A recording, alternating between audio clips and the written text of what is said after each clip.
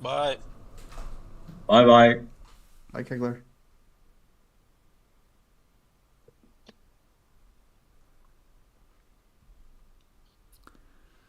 All right. I'm the host. I'm the host. Oops. Okay. Oh, he played a move I didn't expect. It's it's very simple. He wants King B2 to A3 to A4 to win your coconut. King Mm. B2. Yeah, very simple. Okay. Praying the king. Let me go fix this. So king E7, king A3, king D7, rook C4. My next one was king A4. That's unpleasant, dude. And then, like, what are you doing with that stupid bishop on B6? Because rook A8, like king B5, I start coming in.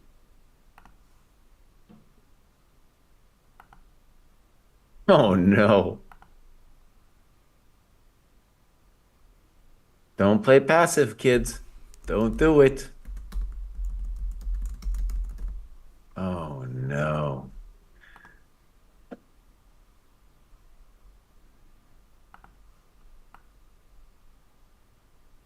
Well, you know, guys, why Abbasov doesn't give me confidence in his endgame skills? Guys, remember the game Prague against Abbasov, where he took on F6 instead of rook D6, rook D2, going active? He played extremely passive. Also his game against Vidit, dude. Or is it Vidit? No, against Gukesh, where he blundered that queen and pawn ending. Oh yeah, that's a good point.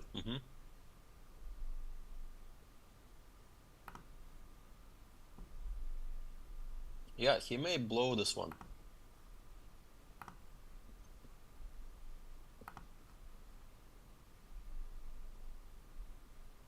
Let me look at the webcam.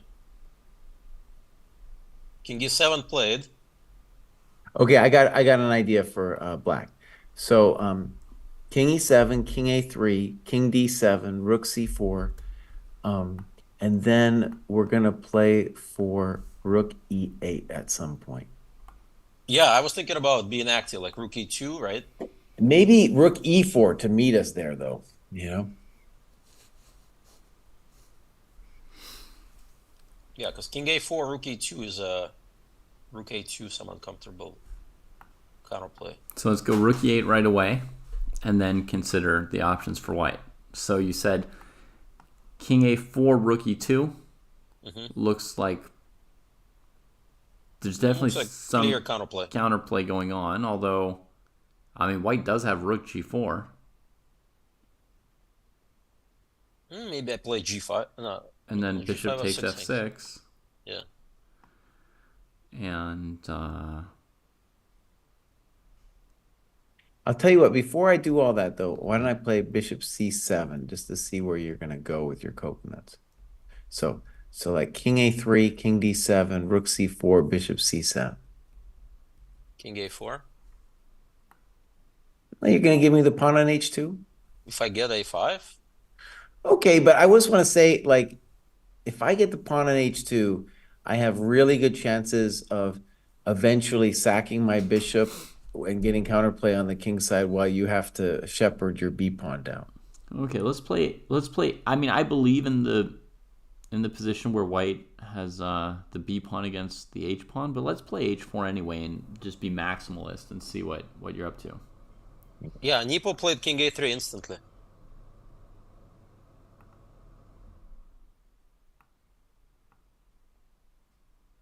Yeah. So king a3 played.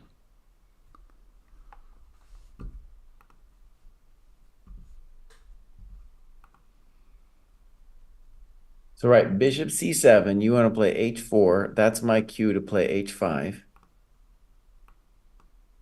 Mm-hmm. Okay. H5 is my cue to play rook c5.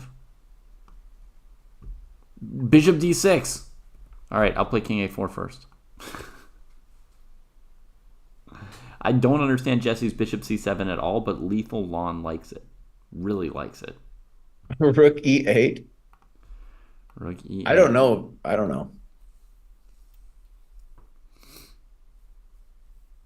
I'm just trying to get something, man. Yeah, at this point, black has to go all in. Just give up a5, activate the rook on a2, on e2, Mm-hmm. because you cannot play this passively. In my experience, bad things happen. Mm-hmm. Mhm. And just hope for the best. Yeah. I'm with you. How about rook e4? Trying to keep control. So on rook e4, I'm thinking I can snip Mm-hmm. and play bishop g3. Okay. And then it's just kind of a mess. It's playable. I agree. I still don't understand why bishop c7 does this, Jesse, but that looks good. Let's see if I understand it myself. Because if I go rook e8, I was worried about that rook g4 thing. Mm-hmm. And I was thinking that bishop c7 would make the rook g4 thing more difficult. Mm-hmm. By the way, I don't know. On bishop c7, maybe you just play rook g4. I mean, that rook g4 is still a good thing. Oh, guys, by the way, I realized that Gukesh and Naka are yet to play Abasov. Well, boss, they've all played a boss. It's only Nepo who hasn't played him yet, buddy. The second tournament. Come on, dude. No, but in terms of like they're gonna beat him and Nepo's in trouble. They're going to beat him. I think he's gonna draw like it's gonna be like the first time. He's gonna draw about 50% of his games. Mm-hmm. Okay, wait a second. So this rook g4 is really messing with my coconuts. So king a3 and king. Oh, we have this position on the. Oh no, this is our board. Excuse me. Yeah, they've played king a3, king d7, rook c4. This is live. And this is the position which Jesse's come up with bishop c7. I don't know about bishop c7. A move which remains abstract for the moment, but seems... Well, what I don't potentially understand good. about bishop c7 is rook g4. I don't know what I'm doing after that. So I might have to play h5 after rook c4.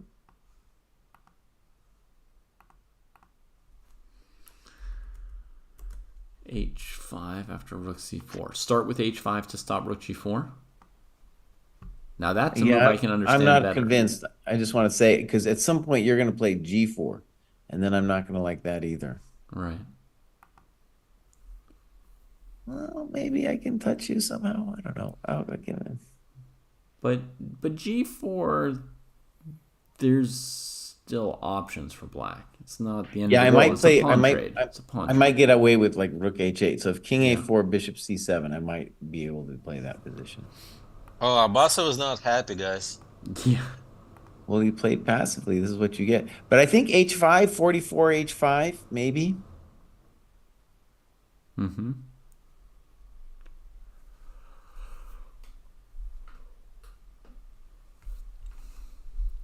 One thing, actually, this has got to be mildly reminiscent of for him is in that game against Gukesh in the queen endgame, it was also a passed b pawn, and he ended up having a passed h pawn, and we could well get something like that here.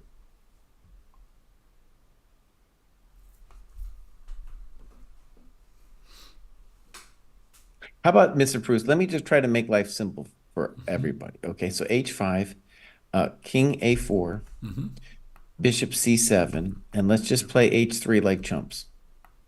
Just Okay. don't give me the pawn. And if now rook e8, I'm going to play rook e4 and ask you what? What? And I don't have a good answer there, buddy. Yeah, I don't have much to do. I go back to Actually, guys, I have d8. to drop off soon. Okay, no problem, man. It's been great. Yeah. Again, hello from Toronto, everyone. Yeah. And we'll be keeping an eye on what's gonna happen next. Awesome. Thanks, Eugene. It was fun having you. Wait, Yeah. dude, how did you get your wife to agree to this, dude? How did that happen? we need Well, techniques. I said we gotta go to the candidates, and she's like, okay. Oh, she's with you there? No. I said like Okay. us, like me, Keaton, and Michael Brown. They're gonna join me. Oh, okay. Yeah.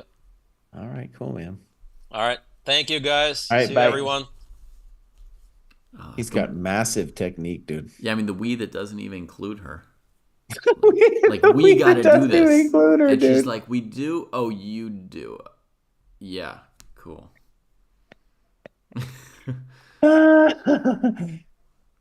All right, let's fix the cameras just a little bit. Nope. Not I that see one. real pain here.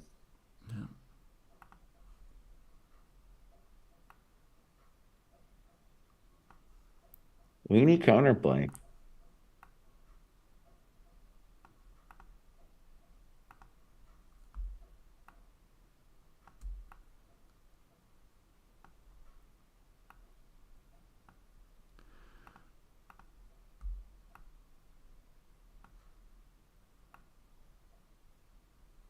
Ugh.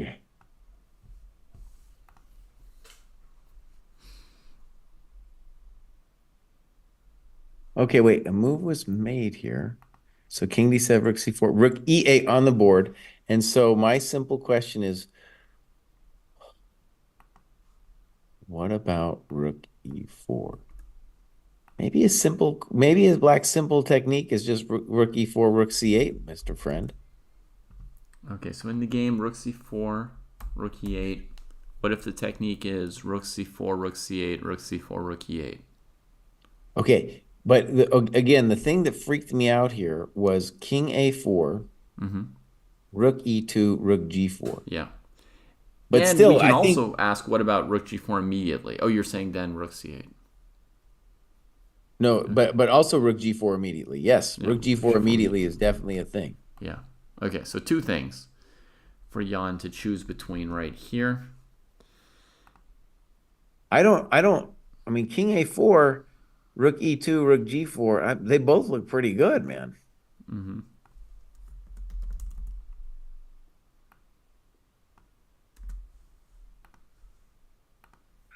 The good news, though, is once my rook gets to E2, you can't take on A5. But if my rook goes E2, I'm just going to lose one of the coconuts on the king side. Like it's gone by force. Limited supply of coconuts.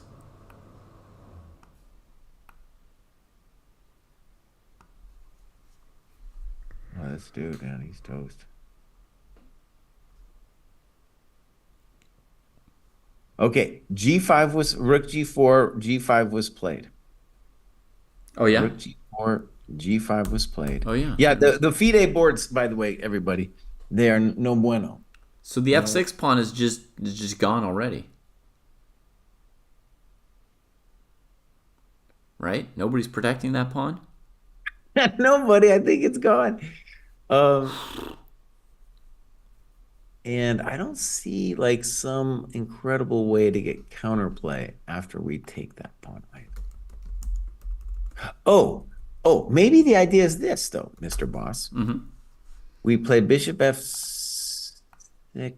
Nah. I was thinking Bishop C5, Bishop B4, but then yeah, maybe Bishop C5, Bishop B4 is the intention after Bishop F6. Okay.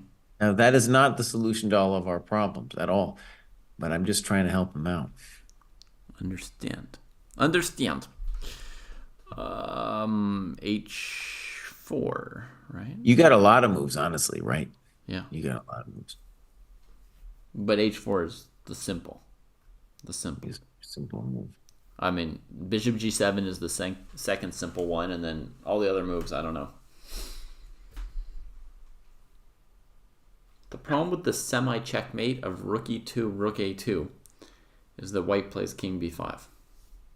Yeah, the problem is like those light squares. The king is just walking in like a champ. Yeah.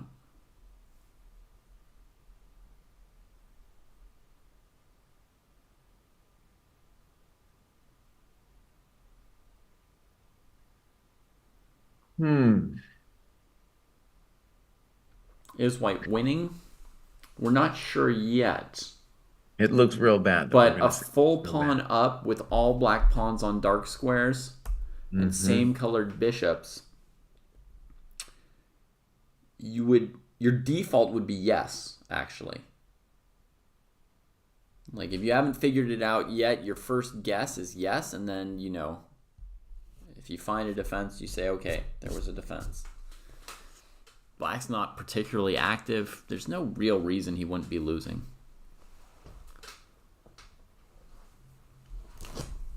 Yeah. I think he's gone, Jesse. I've been looking at the position for another 20 seconds, and nothing's telling me Black's not losing.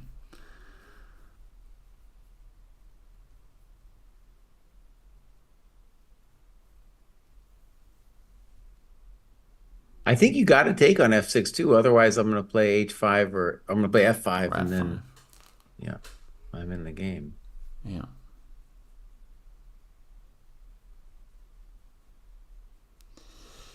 Yeah, Black can try and close the checkmate door, as some people in chat are pointing out. With this move, King c6 at some point. And then, I guess, Rook c4 check, trying to get space for the king. Bishop c5. And, yeah, no, that looks like a real issue, actually. Thank you, chat, for pushing us to consider that more thoroughly. Okay, so what we're saying is the dream is after bishop f6. Mm-hmm. We're going to play rook e2. Yeah, I think so. Rather than spending the bishop c5 move. And our intention is both like king c6, bishop c5, welcome to the dojo. Mm-hmm. Yeah. Or, if white stops it, maybe somehow we play bishop e3, h5, or king e6, f5, h5, or something, right? And go after the second rank coconuts. Okay, here we go. See, Bruce, you gave up. You were I think it's done. I did. And then chat, expanded the scope. I think in general, Jesse, my mind prunes too many moves. Like I don't look at enough things, so I think I've looked at the options, but there are other options I haven't looked at yet in general.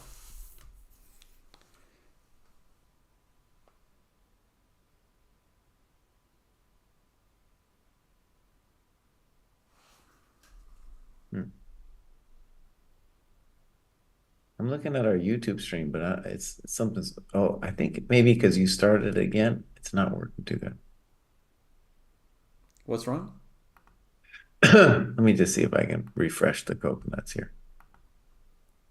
There we go. Yeah, now it's just me and you. You got the stream? Yeah. This G5 was a good move, dude. At least it's doing something. He's ahead on the clock, if not on the pawn count.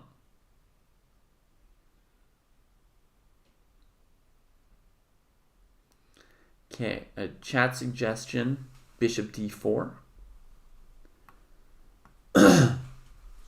Bishop, okay, yeah, bishop d4 is a thought. I think you're going to have to go back to g4, though. Yeah, but we could also avoid that, Jesse, since we're playing for this checkmate. What if we played bishop c7? Yeah, much better move, too. I was just thinking about that position. We hit the Ponaruski. If it moves, and if it doesn't move, we could maybe take it, right? But if it moves, let's say to h4, and we go king c6, isn't there like that song, I'm caught in a trap, I can't get out? That's right, buddy. That's the song. Yeah. In this case, it's because you love me too much. He's talking to the black king that just came to trap him. Oh, man. So Jan is thinking about this, dude. Because it's interesting, man. Because this is give Basov some credit, dude. He came up with this, pulled this out of his hat. Might be desperation, pulled it out of his hat, dude. Wow. And bishop f6, there might be even mild troubles for you after bishop f6. He got pushed to his limit, and then he like uncorks this. That's right, dude. Several people in chat claim that Abasov is a great defender. Well, this tournament hasn't shown that. But this move, I like. I like this move.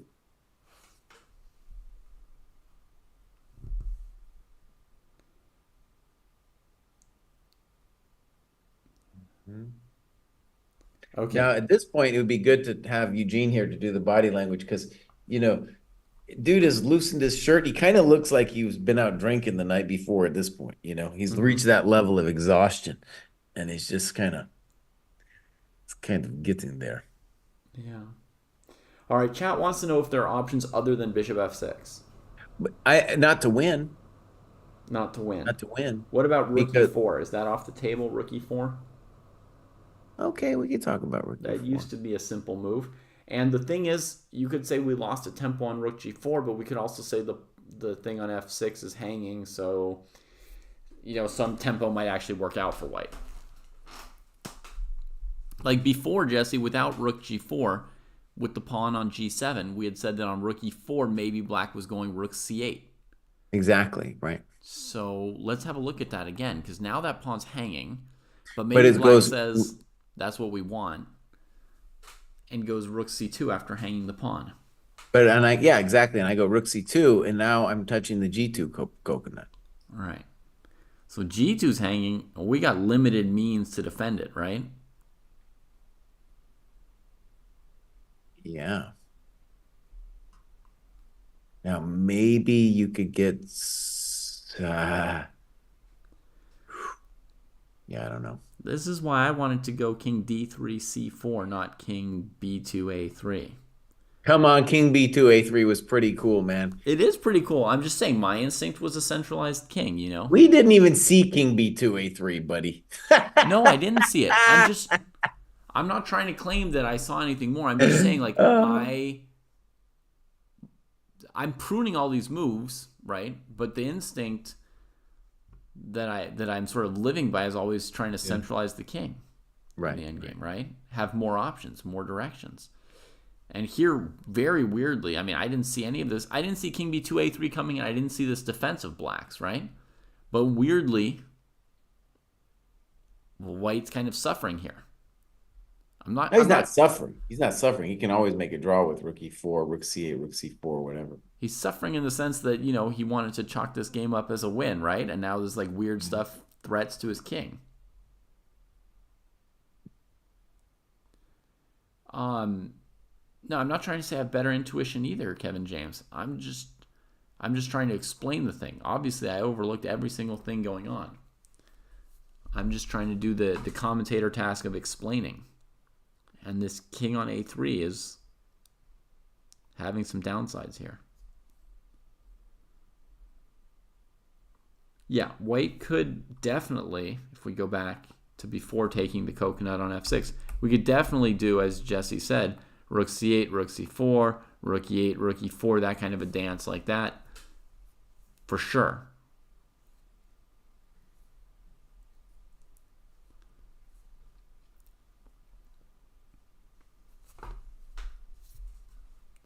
I gotta peek over at Tan and Lei for just 1 second. Tan on 1 minute, it seems. They've still got all the pieces on the board, though. It's brutal. Brutal. Terrifying. Terrifying position. Okay, back to our calm endgame. It's clear that I'm going to go ahead and say it's clear that he thought he didn't see g5 coming. Or not some of the idea behind it. I mean, what did he think black was going to do? Maybe g5, but he hadn't really appreciated. All right, he took the pawn on f6. Yeah.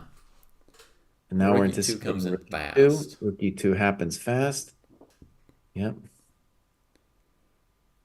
I used to want positions like that Tan versus Lei position. Yeah, and now I'd rather get the queens off the board, maybe. Much harder to hang checkmate.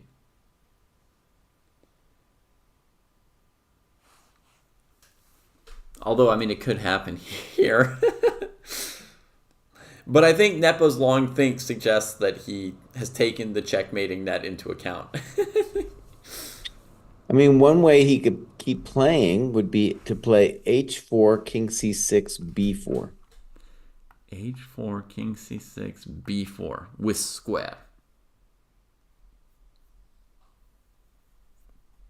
I have square. Yeah, at least we're playing chess there, right? And we can argue that, I mean, we'd have to be claiming to win the h6 pawn at that point. And the bummer for white there is really the white king is way out to lunch. I mean, the black king's out to lunch, but so even more so the white king. Mm-hmm. So that should be a draw, but at least white gets to press with the extra pawn there, right? Mm-hmm. That's the kind of lame thing I do. Yeah. You know? No, I hear you. I'm caught in a trap. Yeah. Now he's out of the trap.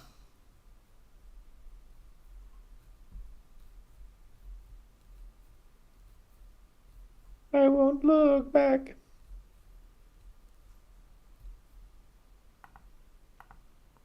That's good. H4, king c6, b4.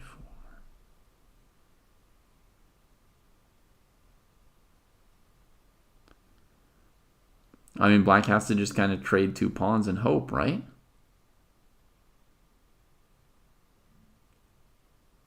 Yeah. I think it's not, you don't have to hope that hard, you know. Because your king will make it over there first. Your king will make it, and just you a put your bishop 2-1 on e3, and you know. All right. Well, what if Nepo gets it to rook and bishop versus rook, Jesse?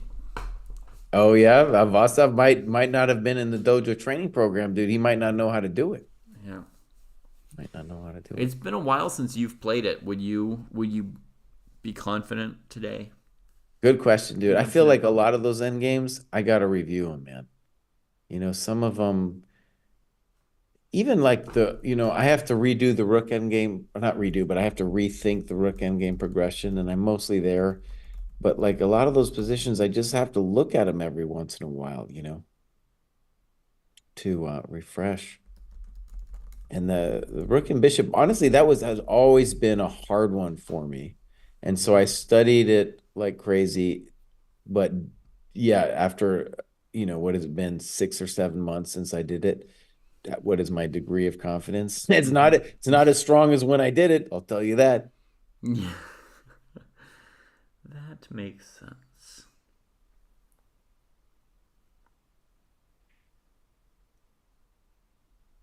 So it's kind of like the way Jan's doing it. He's basically thinking he knows he has a b4 as a way out. Yeah. And he's just like, boss, can I find something else? Okay, other option, Jesse. What about throwing in bishop c5 check at this point? Right after rook e2 h4, right? Throw in the bishop check. Okay. King a4. Yeah, oh, there you go. King c6. Which means you might want to be playing b4 pronto. Right. That's what it might mean, man. Yeah. Oh, we gotta move. We called it. b4 played already. Mm-hmm. Even without h4. Yeah, just... I'm caught in a trap. Yeah, he was not having that. It was Nepo. But now the black king can go straight to e6 and f5, right? I mean, it doesn't have to... Exactamundo. Doesn't have to have anything to do with that area. You gotta be a little careful. For example, let's say if king e6 now, bishop g7 could be a little annoying. Bishop g7? Yeah. I'm going to go ahead and say this is completely drawn now, though, because like I could even play rook e6 to g6 and then, push you around with h5. It's just it's like it's only one pawn and our king is better than your king. Mm-hmm. So come on. I think I like the idea of, but whatever idea I like is going to be a bad idea. But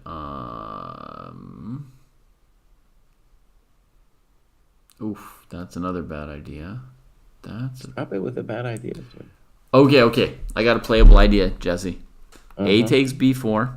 I imagine the king. and then bishop e3. Yeah, there you go. Okay. First, I thought maybe I'm blundering rook e4, but I've got bishop d2, rook g2. And then king c4. King c4 against my bishop move. Okay. Bishop f4. G3. What's that? G3? G3. Sorry, I'm not, don't want to do mumblecore on you today. Do you have a pen in your mouth? H5. That wasn't very nice, buddy. I also thought bishop d8 might be a draw, Marco, but then I thought maybe I blundered rook d8, rook d4 check. Yeah. No, and I just want to stress, you don't even have to be that fancy. Instead of bishop e3, you just play like rook e6 to g6, and what does the guy want to do to you?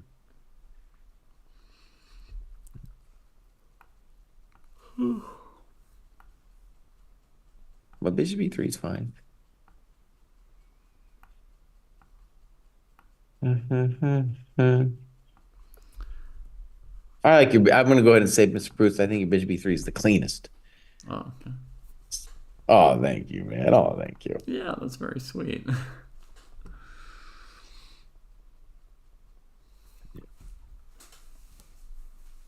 Is this Krabby drawn? Crab says, is this drawn? And we're saying, yes, it is. We don't yet know Krabby Crab, but this A for B pawn trade means that the default guess now is yes. Wait a second, Mr. Bruce. Are you lying to me? MD Knight says bishop e3, rook e4, and your bishop d2. Oh, I know MD Knight. He wants to take on g2 after that. That's his trick. Okay, so it looks like something has happened. A b4, king b4. We're going to see what Abbasov chooses. He's got plenty of time. Yeah.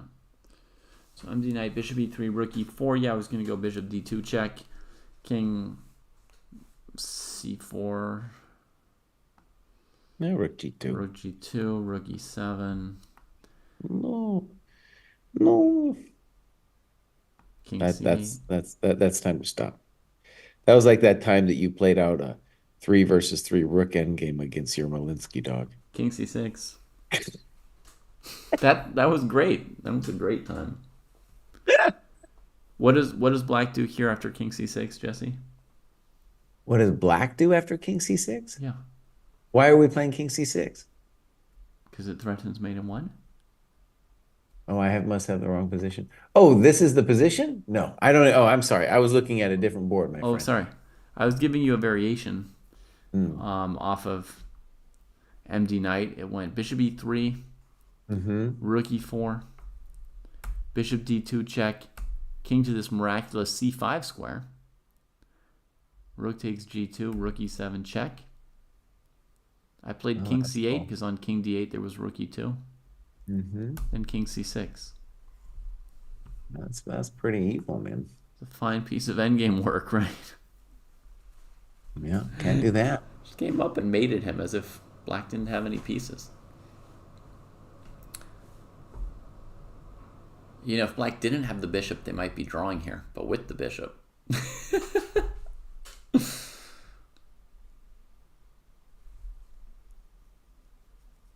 Aye. Well, how about this, Mr. Bruce? Let's keep things. Oh, never mind. I was trying to talk smack about keeping things simple. Okay, now back to the live position for the moment. Maybe you can find a simpler move than this bishop e3. Mine was just rook e6, dude. Okay. But, well, I'm thinking maybe. I mean, it's so drawn. It's so drawn, but it's true. We could mess up. That was a good variation with the bishop e3, rook e4 thing.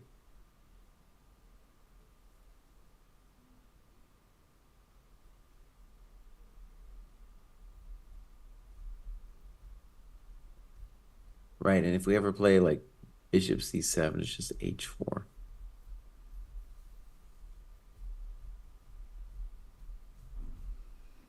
And Abbasov's thinking here. Now he's got time. He should find the cleanest way. This is now the current position, Matt du Couloir. Other than the, delay or whatever, but it's... It's our version of live.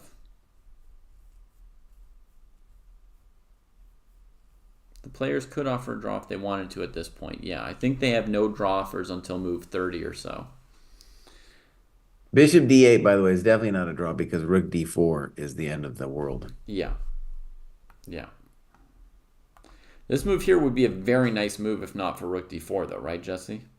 That'd be all right. It would be a great line. But rook d4, and we lose the piece to the check.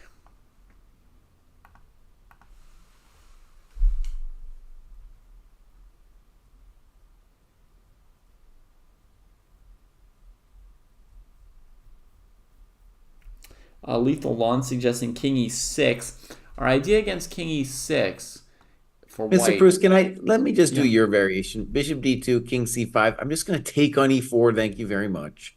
Pawn takes, king e6. Bishop d2, rook e4, king Yeah. c5. It does not Takes. support. Takes, king e6. Yeah. That's completely drawn.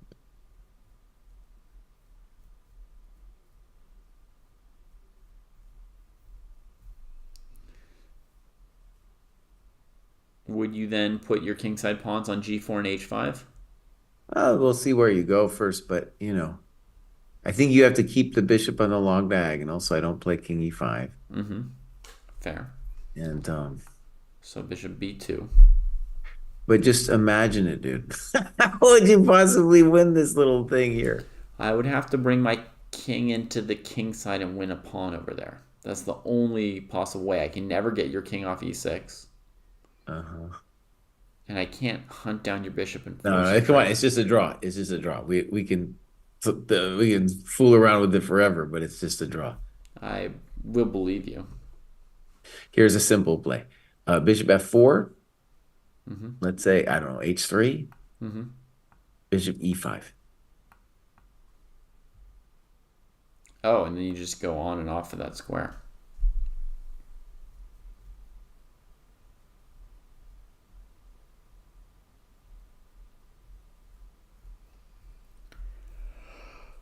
Okay. Okay, live position. Okay. Bishop e3 played. There you go, bud. You called that one. You're the GM today. Jesus. That's a heck of a move. This guy's good. This guy's good. This guy's good. I have a feeling God, the other game might be over. No, it's still going. Tan has fought on with just an increment for a million moves. Let's see what's going on. Black is up 3 pawns now. So Lei is going to win this eventually, right? Unless I'm miscounting the pieces.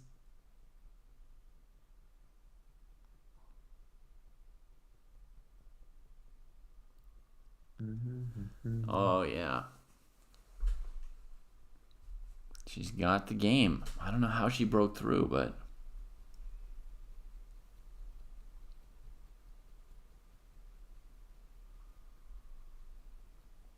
I just want to say, I've always kind of been a Nepo hater. I don't know why. Like, he's growing on me. He's growing. Yeah, he's good. He's very good.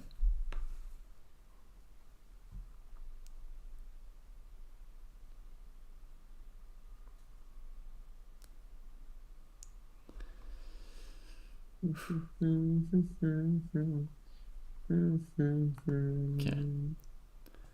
I'm just going to back up for a second and check out what happened in this crazy position now that I don't have to feel any stress. Because He played h4 instead of rook e4. Okay. Well, that one's pretty clear, right? Yeah, we were thinking h5, right? Jesse, somebody in chat is saying that they think that you've revealed the reason you didn't like Nepo originally is that he wore a man bun. That's true. No, that was part of it. That was the You know, origin I- of I- your anti-nepotism. I think it's a funny thing. Like when I want my chess players to be like fully all in, So like Gukesh, dude, Yeah. that kid is all in. There's a little vid out that Shagar Shah made for Chess Base India Yeah. about his man cave. It's simple. It's just he's living a simple, ascetic lifestyle, committed to the game. That's what I want. It was a hard time for me to be a Fabi fan when he started doing his podcast, for example. Right. The man bun, no bueno. And this whole Versace golden glasses thing from Ferruccio Not for Jesse. breaks my heart, dude. I can't do it. I can't do it. Wow. You are a monotheist. Monotheist. Yeah. Now maybe Bruce with his H4. By the way, I think GH is a pretty reasonable draw. But maybe the intention is now if H5, then Rook E4, and then similar ideas to what we just did.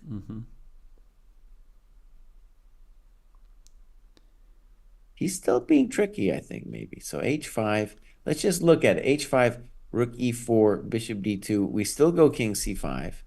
H5, Rook E4, and then what? Bishop D2? Bishop D2, right? And then so we're going to claim that Rook G2 is still crispy coconuts to Rook E7. Yeah. That makes sense, right? Yep. That's death. So at that point, if we play Rook E4, Fe4, GH, which would be logical, right? Then maybe White plays King D5 exclam.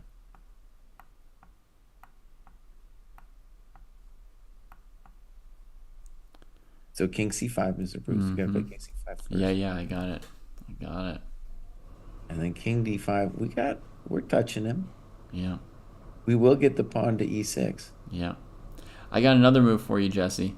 Okay. After Rook E4, I was thinking maybe in that position, G4.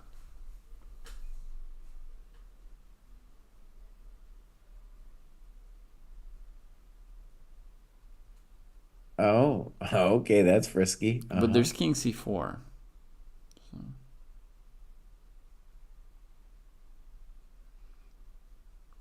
Yeah, you're playing with fire there. Yeah, risky. Tana's resigned. Yes, folks, huge result. I mean, she was down a million things in the last position we saw. Rook H8 was played just going for mate instead of bishop takes knight with a fourth extra pawn. Rook H2. White played Queen C1 and then resigned without even seeing her response, which would surely have been something brutal like bishop takes knight on E5, winning all your everythings. Holy moly. So two of the very top players in this tournament have traded wins with black in rounds 1 and 8. No country women going easy on each other deal here. A really brutal game. Tan avoided a repetition in the opening as White. She wanted to go all out and just crush everybody. She was feeling really good after an undefeated first half. And now this section is a mess. It's at least a three-way tie for first place with Goryachkina as well as these two. Back to Nepo's final nursings of this extra pawn. I like his H4 move, too, to put some questions to him. Yeah.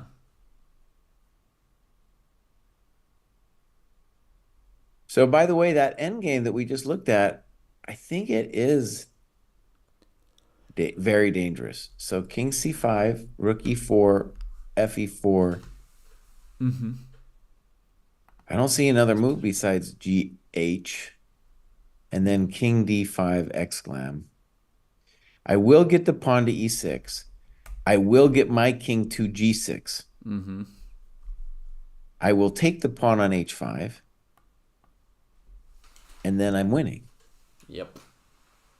And it's important to note, if you go H3, GH, my bishop is in the right color square, the right corner. So H8 is controlled by my bishop for that. So you can't sack your bishop to get out of dodge.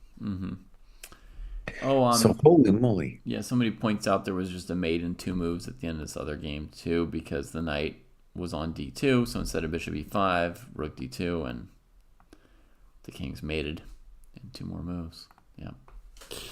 Okay, so h4. This h5's not looking so clear in this position. Gh4 is always going to be a candidate move, right? You can always just trade a pawn. Not the end. Marco says, can we start with bishop d2 check, then play h5? Let's see if that changes anything. Bishop d2, king c5 if white wants to preserve the rook e4 move, right? And then h5. And now if we go h5, rook e4 is going to be the same. No, then we got rook g2. Wait a second. Then rook But e7. bishop d2, I'm playing king c5. Yeah. And then h5, rook e4, it's the But- same. Now we have the move king e6. Do you, boss? Let's look. Yeah. Rook takes, pawn takes, king e6. You sure about this? What Earlier. kind of- Bishop d2 check, king c5, then king e6 with the g5 pawn hanging because we've got rook e5 check with their king up there. Oh, but I'm still putting a weakness on you here. So hg, Right, I take. you want hg, right? Yeah, but you still got to save this bishop. I get the king on f5. Is this not enough? Oh, that's pretty sweet, dude. Yeah, that's a nice one.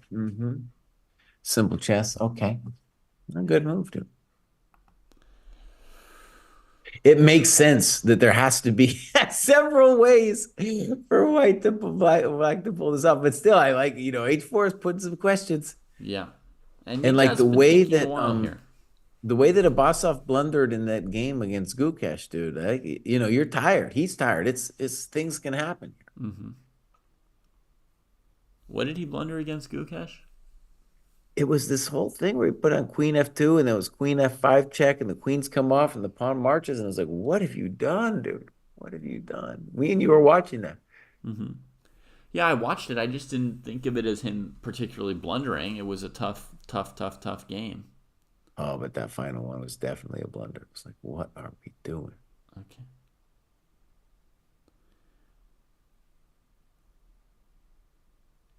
Abdul says, how about bishop d2, king c4? The idea there is that black can then play h5, Abdul.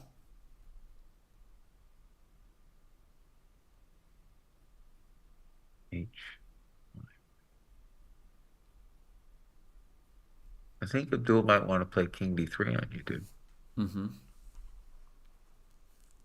All right, so we'll try it out. Check. Here, here, here. Takes the rook, takes the rook, takes f3 with check. Nothing left, right? Oh no, gf. Ay, ay, ay. Still.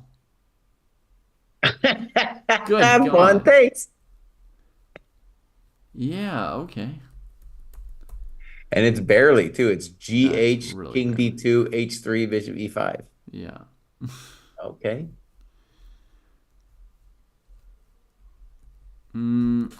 Okay, but I'm just going to hang out with rook f2. I'm going to stick to my guns here. After the king d3 move. Okay, but now it's definitely pain because we got rook d4, then followed by bishop g5, and I'll have two connectors. Rook d4. It might be a draw, but it's going to be a little pain. King f5. Bishop g5. Taco, taco, taco. So we go into the rook ending, right, Jesse? Right, and I think this is a draw, though, because f4, White king plays f5, and yeah, I don't think white can coordinate this. And if we go h4, h3, is that anything? The white king does get to f3 here against either But just approach. king f5, dude, just king f5, and king e3, we have rook g3. Okay. And you can't King f2, improve your position. h4. Yeah, And sure. all Or- white can do is defend the f-pawn with the rook. Correct. Abasov played something. All right, let's see. He took on h4. He's playing the simpleton way.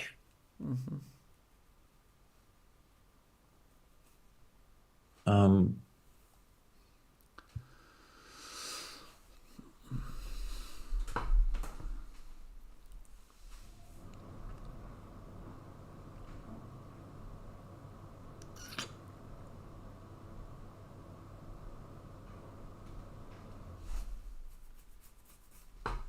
Whew.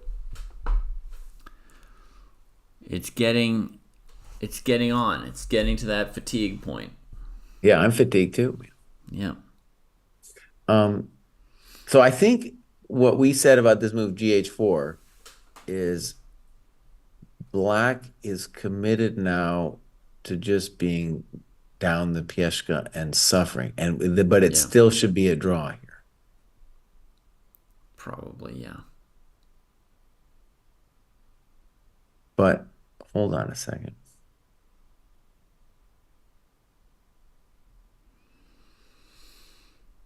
One question I have is if rook e4 now, could we play rook g2? And then push the H pawn. Right, so go rook e3, Yeah, I think we probably h3. could. I don't know. But I also think against rook e4 here, Four. bishop d2 is pretty simple, right? So we don't even need to calculate it.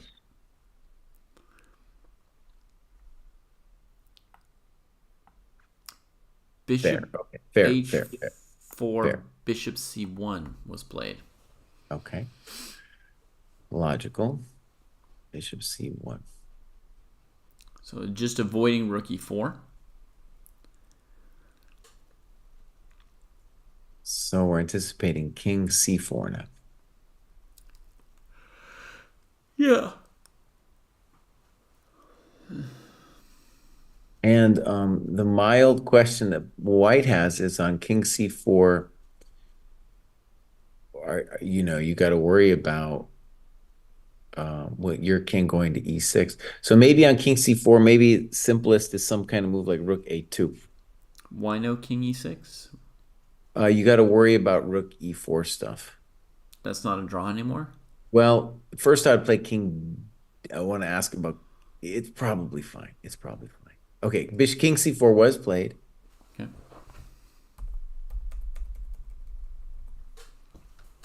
Ideal plan for black here. Make no mistakes. No mistakes. King e6 has got to be our first question, right? Yeah. And our first claim is that rook e4 probably can't be it because I take it, pawn takes, king e5, king d3, probably king f4. I'm just like, bows. What is it? Well, so, he gets to play on. Yeah. So is there, I guess if I was black, I would want to know like, hey, is there a simpler way for me to do this? Like if I play rook a2 now, Yeah. and then I'll just play, he played king e6. He's not scared. I'm cut in a trap. He didn't stress on this move forever, so.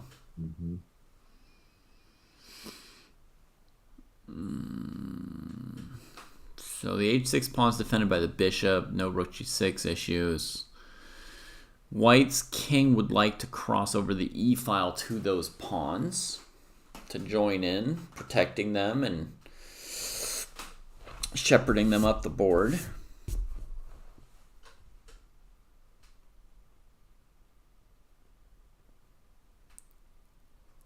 You got me singing that song now, Bruce.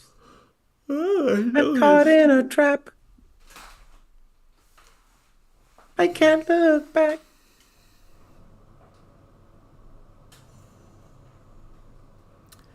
Welcome to the dojo, data Scientologist. Data Scientologist is in the training program. I think they just graduated too. Beautiful. Beautiful.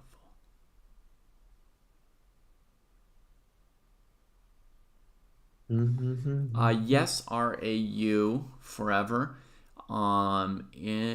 It's not it's not exactly what the dojo is all about. It's one of the things the dojo is about. We do have endgame sparring as a common feature. I mean, it's in every training plan from like maybe 600 on up. Yeah. Or do we already have like some of the checkmates as Algren's a little bit before that? So Mr. Bruce, we came up with a wild idea, by the way, dude, that I can roll by you right now. Yeah. We were like, well, we're going to do this tactics rating thing. I know you're not that pumped on, but we could also do an endgames rating. Mm-hmm. Holy moly, dude! Holy pacholis! What do you mean that's not new? As soon as we said an opening rating, or as soon as we said a tactics rating, we said it could be an anything rating, right? Yeah, but we were thinking about it, and like, because the thing with the tactics ratings, there had to be a plan of how it would be mapped out, and when we figured it out, and then I thought about it with the end game, I was like, right, we can map this baby out, map it out, and how it works. Mm-hmm. Well, boss, I'm dying of hunger right here. Yeah, I'm dying. I'm gonna call this a draw, buddy. Yeah, I'm just dying of death. How did you get the time? Speaking of Perlstein, how did you get all the time to do all this streaming, buddy? I'm just taking it out of the night, Jesse. Everybody's asleep, so I don't have to be like feeding them right now or whatever it is. All right. Changing their diapers. So.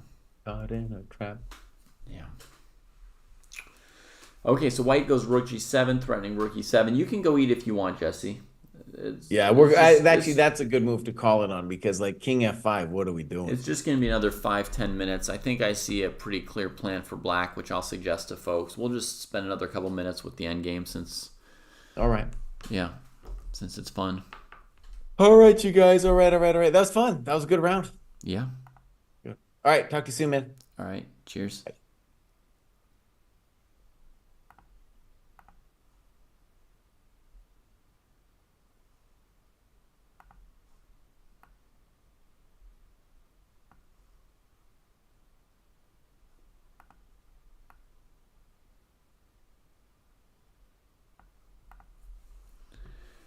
All right. All right, so let me give my idea here. Oh, it didn't get played. Rook e5 was played. As soon as Jesse called it a draw, we knew it was going to be a Nepo win. Sag. Rook c2 I like better. This is not... I mean, I thought I would play king f5 with Kevin James' idea exactly. I was going to put the king on f5. I don't have to draw an arrow. The king could have moved to f5. And then the plan is you play bishop g5.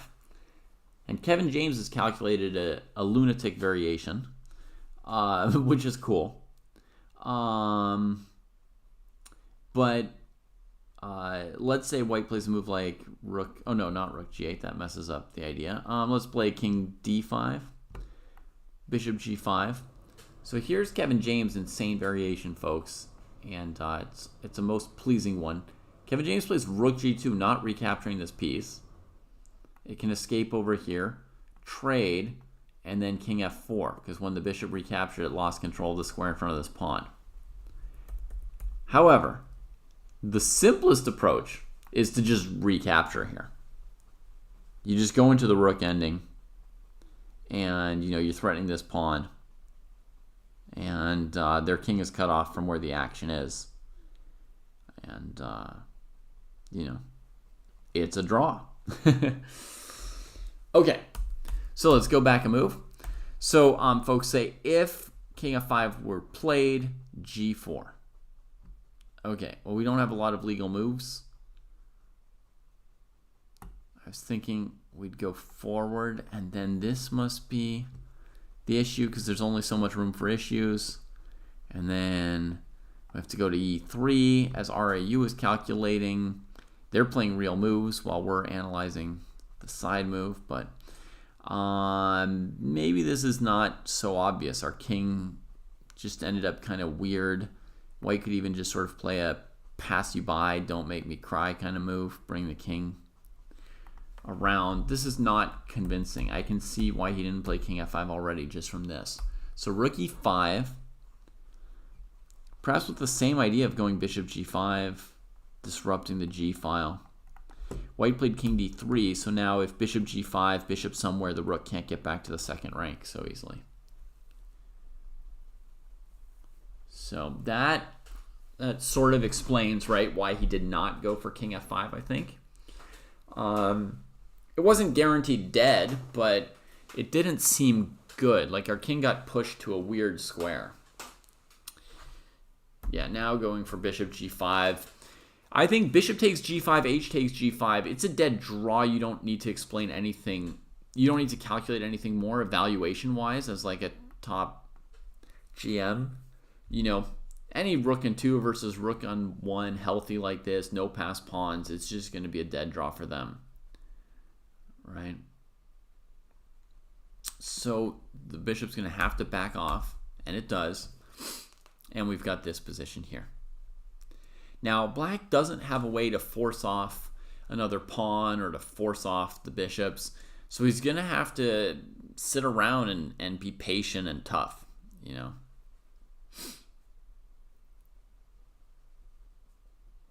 Maybe there's some idea of going after the second rank with the rook, actually. It's possible that something like rook a5 and then harassing at a2 and a3 or whatever square the king defends the bishop from. Maybe that would be good. Like right now you've got the king cut off, so it's, you know, a little controversial to let the king back over, but rook a5 to a2.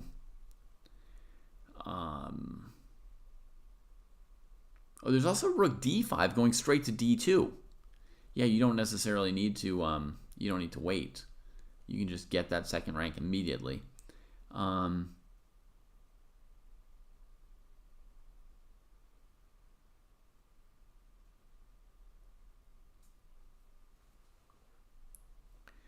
plan for white here.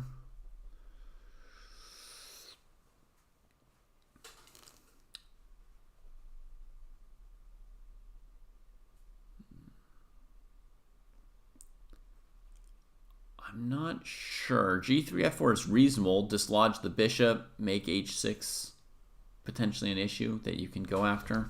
We've got a move from Abbasov. He goes for rook D5 and rook D2 quickly. So we get to here. And now basically the point is he let the king cross the E file where it was cut off, right?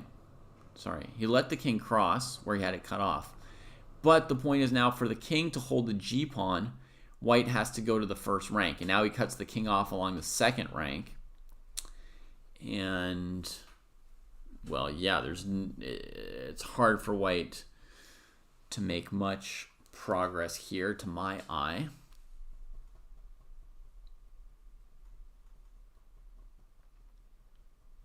Now he's going to want to move the rook to, I would say, A2.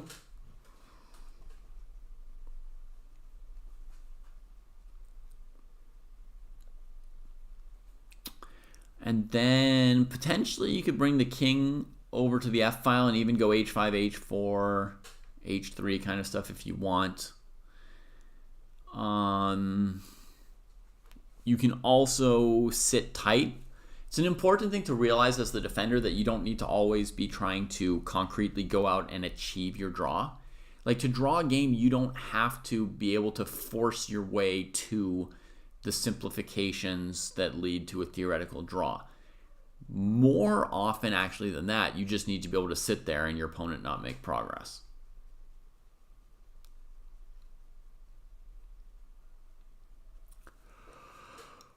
Rook A2 played.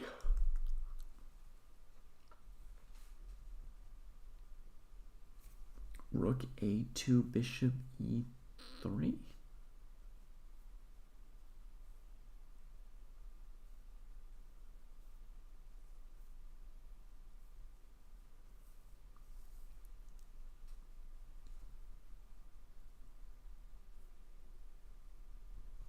I don't know what that comment's about. Maybe just too tired to follow. My apologies. Maybe my language center in the brain is shutting down.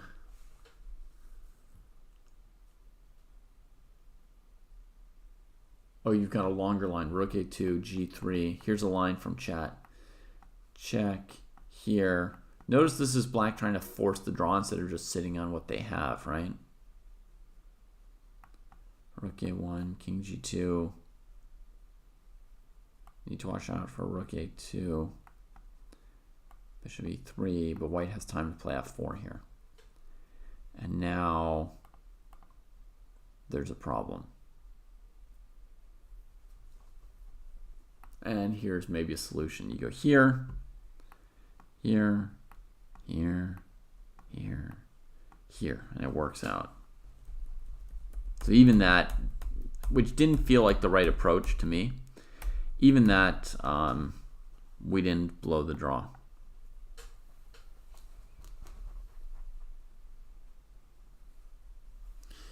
Yeah, I think Kevin James g3 and f4 is the plan that makes sense at this point, but it doesn't guarantee that white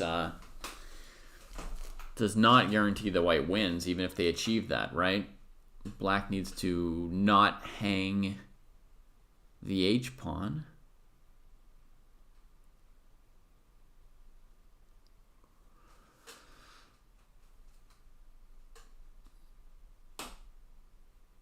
So I think what we want to do is put the king on f5, drop the bishop back to f6 when we need to, and then play h5, h5 maybe. Maybe h4 to trade a pawn. G takes h4, king takes f4, something like that. Oh yeah, g3's been played. Thanks, Patrick.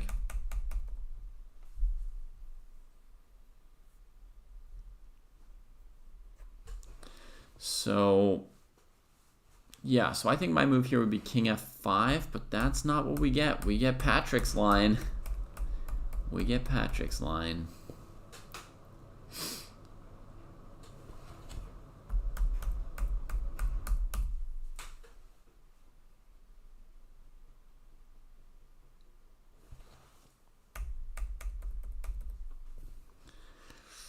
I would stop chasing this king personally.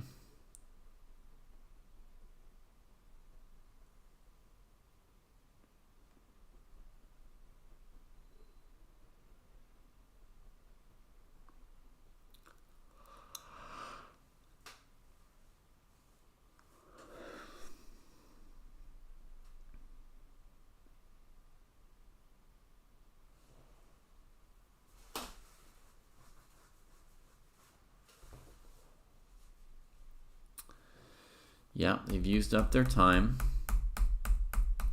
Nijat is chasing with checks. Rook a2. Patrick's entire line played. Amazing.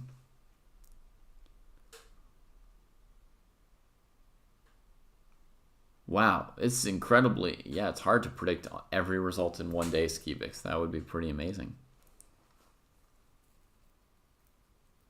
Yes, this draw could be bad for Nepo later in the standings. Drawing with white against the lowest rated player by such a margin is definitely not a dream or a feather in his cap.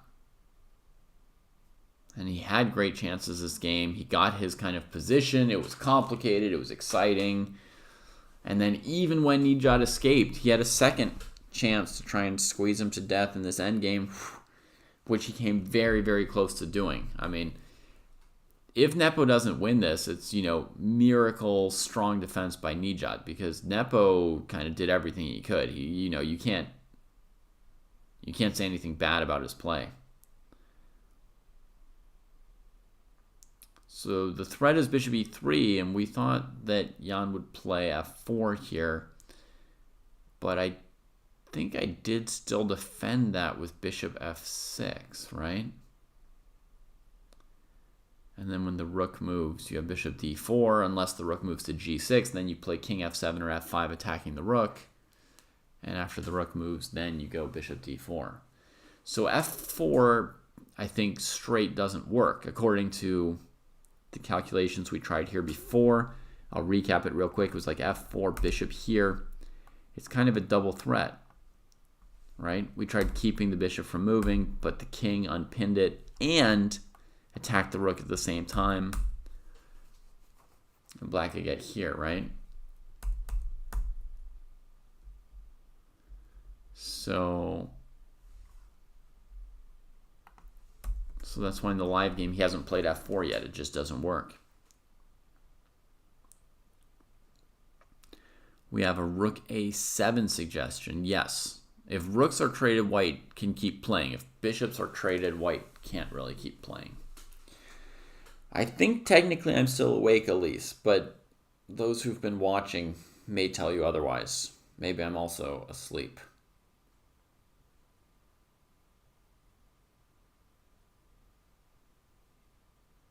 No, Nepo's not forced to play f4 and give the bishop. For example, rook a7, as somebody said.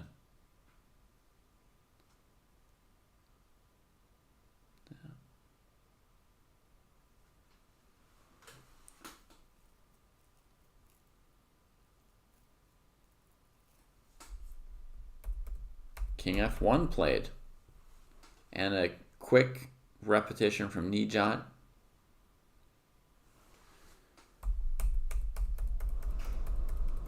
Nepo goes king g2.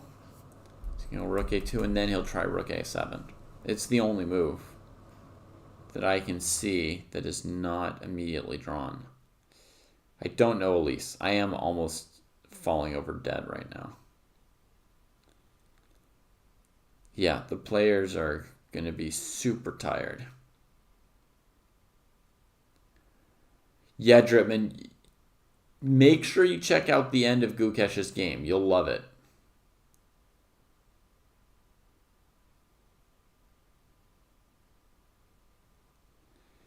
Yeah, there are tons of little details that I could have... Oh my goodness, Nepo's repeating. There are more things to talk about, Renga. For example, draw agreed. He didn't really play king d5 here. He wrote rook a1 on his score sheet. You don't have to rewatch the stream necessarily, but you should definitely check out the end of Vidit versus Gukesh. For sure. And I think the Naka game was super cool, but we didn't watch it that closely. We were focused mostly on Nepo Abasov today. Yeah.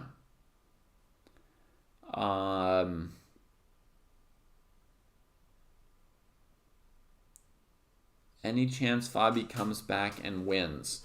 So right now, are Nepo and Gukesh at +3? Or what's the score? They're only at +2?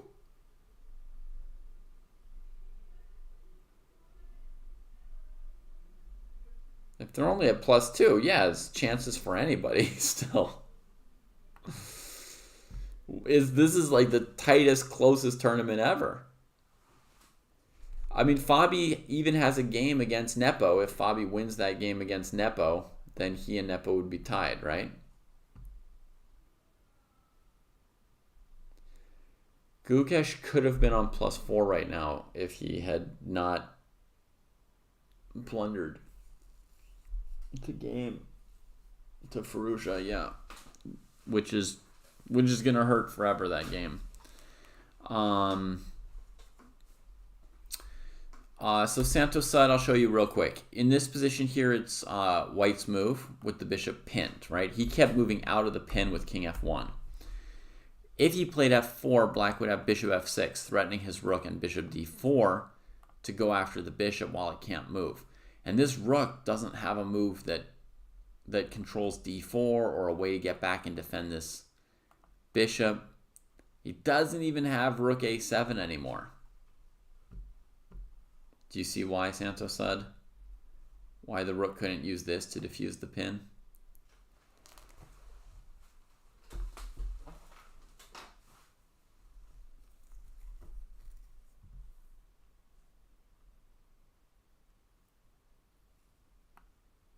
Boom, boom, boom. Right? And so the only other way, after bishop f6, the only other way to prevent bishop d4 is rook g6. So the bishop can't move. But the king has two different moves here that hold the game for Black, right? Two different moves that attack the rook, and then when the rook moves, you have bishop d4, and you clean up. Yeah. Where did you catch amazing commentary, Krabby Crab? What channel were you watching?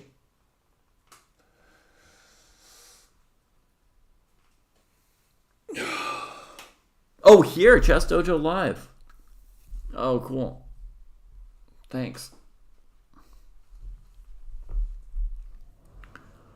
Wow. So epic defense from Nijat. And when people call Nepo lucky, which I sometimes do, then this is something someone could bring up. Like, well, he didn't, he was a little bit unlucky not to win this game. He put so much pressure, and Nijat played out of his mind defense. Really, really great.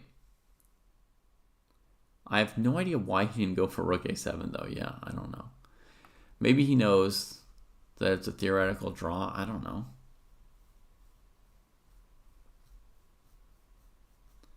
Or maybe he thought it doesn't change anything if black plays this. He's still dealing with this threat.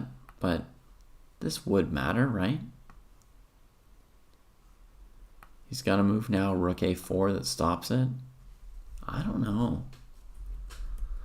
It does feel... I mean, I was certain he was going to play Rook A7, Dripman. I don't really know why he didn't. It's a hard question at this point. We also had a question from Lumbra. Is this draw going to be something that Nepo's going to regret, or that's going to matter in the final standings? As you can see, this tournament is super close. We've got 5 players within 1 point of each other. Right? 5 players within 1 point of each other for first place. So every single game is going to matter at the end. Nobody's going to win this tournament by 3 points.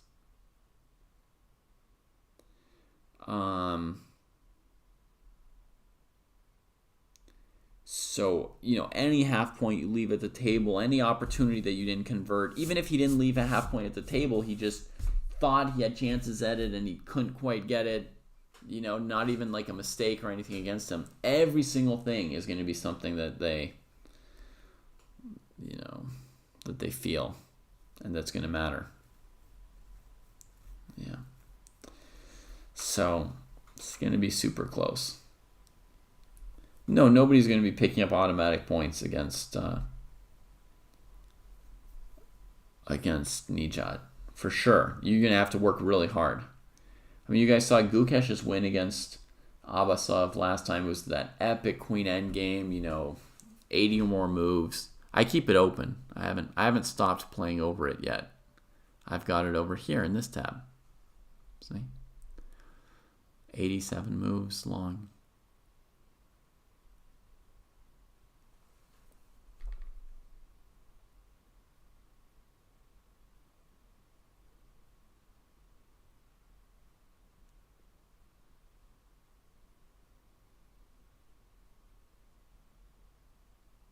Yeah. So, I mean, I think everybody's still in the running. Let's see, what kind of points does Vidit have? Vidit might be on -1, right? Let's see, a win, a loss, a win, a loss, -1. So he's a point and a half off of the lead with 6 games to go. Even Vidit could still win the tournament, but it's just a tiny bit less likely than the other 5. Every half point matters quite a bit. Yeah. So that's the round, folks. Naka Fabi had an epic game, which I can't really give you too clear a sum up on just yet because we just didn't watch it closely enough. It was really intense IQP game with close maneuvering, and somewhere around this phase in the game where H4 came in, Fabi just retreated way more than he needed to. Knight F8 and then Bishop D7 got super passive.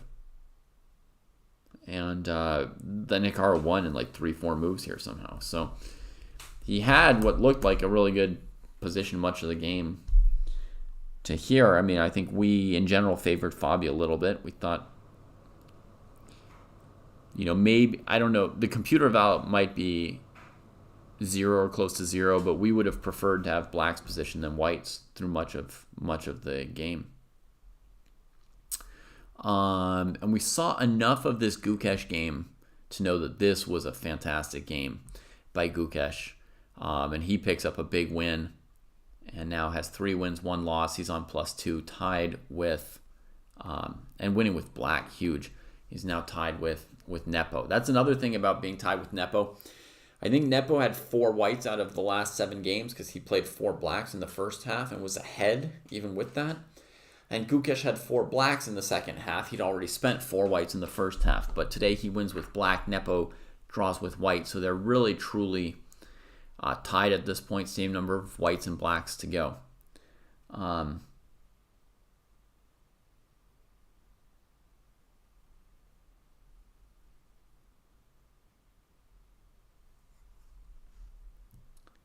Knight b8 is the move of the day.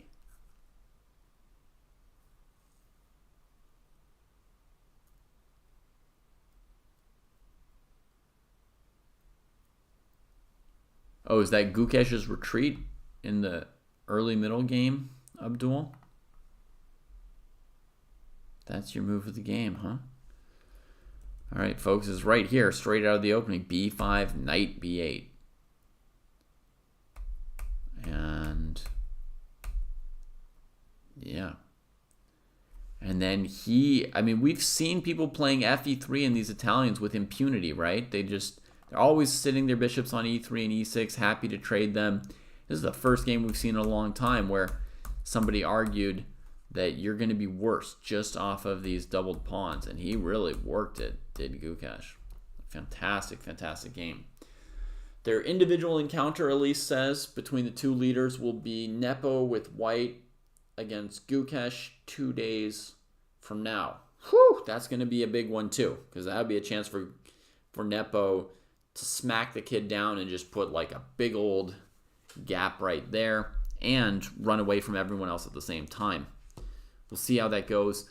Other huge news today was Lei Tingjie beating Tan Zhongyi, creating a 3-way tie for first in the women's candidates, and justifying the fact that I continued to predict her to win the tournament even after she lost in the first round to Tan Zhongyi, and then through a series of suffering draws, she didn't win a game until round 6 of this tournament. Well, guess what?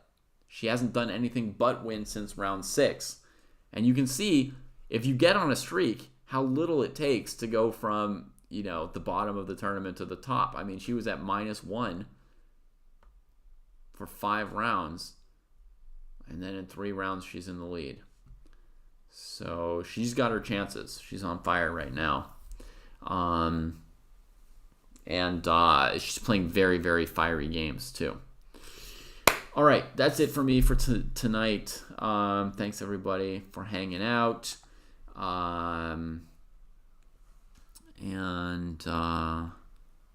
Yeah. Send a raid,